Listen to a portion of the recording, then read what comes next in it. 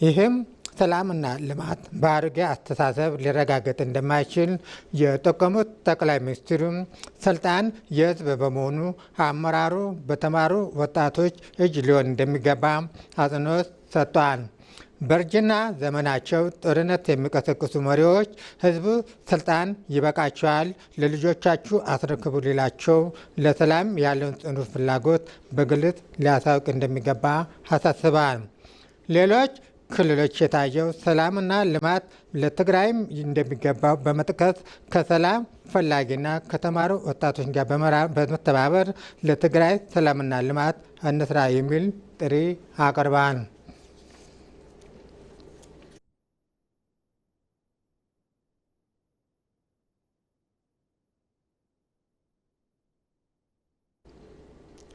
የጸናችና የበለጸገች ኢትዮጵያን በመገንባት ሂደት ሴቶች የሚጠበቅባቸው ሚና እንዲወጡ የብልጽግና ፓርቲ ምክትል ፕሬዚዳንት አደም ፋራህ ጠየቁ።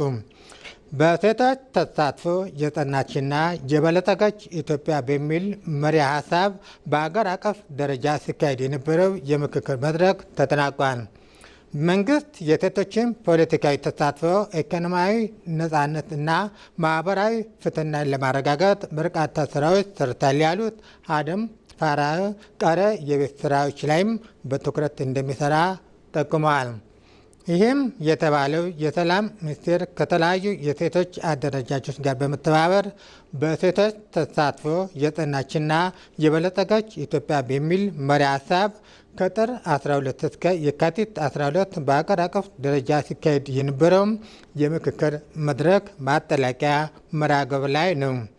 የብልጽግና ፓርቲ ሴቶች ክንፍ ፕሬዚዳንት ዛራ ሁሙድ በመድረኩ ባደረጉት ንግግር በኢትዮጵያ ዘላቂ ሰላምና የሕግ የበላይነት ለማረጋገጥ የሴቶች ተሳትፎ ወሳኝነት አለው ብለዋል።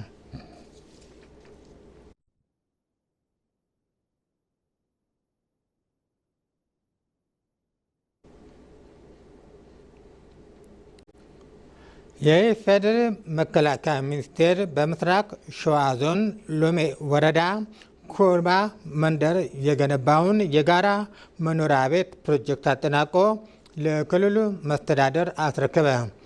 ፕሮጀክት እንደ አገር እየተከበረ የሚገኘው የገጠር ኮሪደር ልማት ታሳቢ ያደረገ ሲሆን የጋራ መኖሪያ ቤት ለ16 አባወራ መኖሪያ የሚሆንና የተሟላ አገልግሎት የሚሰጥ ነው። በርክክብ ስነ ስርዓቱ ላይ የተገኙት የመከላከያ ሚኒስትር ኢንጂነር አይሻ መሐመድ ቤቶች መጠለያ ብቻ ሳይሆን ለበጎም አድራጎት በጋራ ከሰራን የማናሳካው ነገር እንደሌለ ያሳየ ምድር ነው ብለዋል።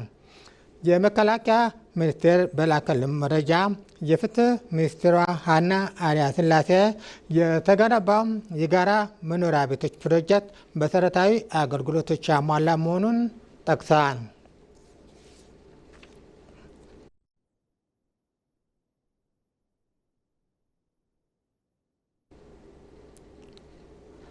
በአዲስ አበባ የዳኝነትና ዲሞክራሲ ተቋማት እምርታ ለተሳካ አገረ መንግስት ግንባታ በሚል መሪ ቃል በቅንጅት ላይ የሚያተኩር አገራዊ መድረክ መካሄድ ጀምሯል። ይሄ መድረክ በዋናነት በአገሪቱ የፍትህ ስርዓትና በዲሞክራሲ ግንባታ ሂደት ውስጥ ቁልፍ ሚና ያላቸው ተቋማት ካለፉት ዓመታት ተሞክሮ በመነሳት በቀጣይ ጠንካራ የአገረ መንግስት ግንባታ በሚያረጋግጡባቸው ጉዳዮች ላይ በዝርዝር እንደሚመክር ተገልጿል። በመድረኩ ላይ የፌዴራል ፍርድ ቤቶች፣ የኢትዮጵያ አገራዊ ምክክር ኮሚሽን፣ የብሔራዊ ምርጫ ቦርድ፣ የፌዴራል ዋና ኦዲተር መስሪያ ቤት፣ የሰብአዊ መብቶች ኮሚሽን እንዲሁም የሕዝብ እንባ ጠባቂ ተቋም ከሀገራዊ ለውጡ ወዲህ ያስመዘግባቸው ውጤቶች ቀርበው ውይይት ይካሄድባቸዋል። እነዚህ ተቋማት ከለውጡ በፊት የነበረባቸውን ተግዳሮቶችና አሁን ያጋጠሟቸውን እንቅፋቶች በመለየት በቀጣይ በገለልተኝነት በብቃት ህዝባዊ አደራቸውን እንዲመውጡ የሚያስችል የጋራ ግንዛቤ መፍጠር የመድረኩ ዋነኛ ግብ ነው።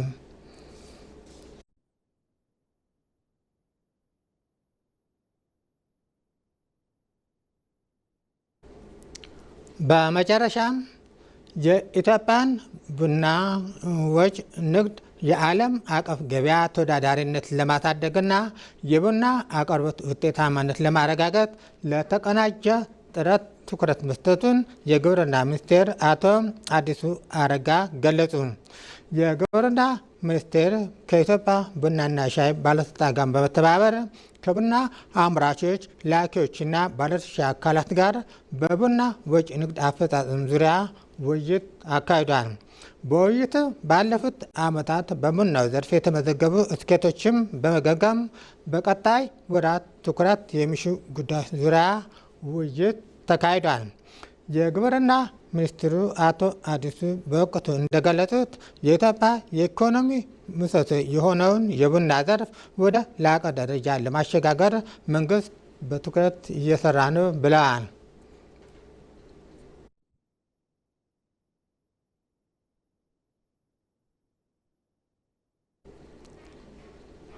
ዜናው አበቃ። ከቀሪ ፕሮግራሞቻችን ጋር መልካም ቆይታ።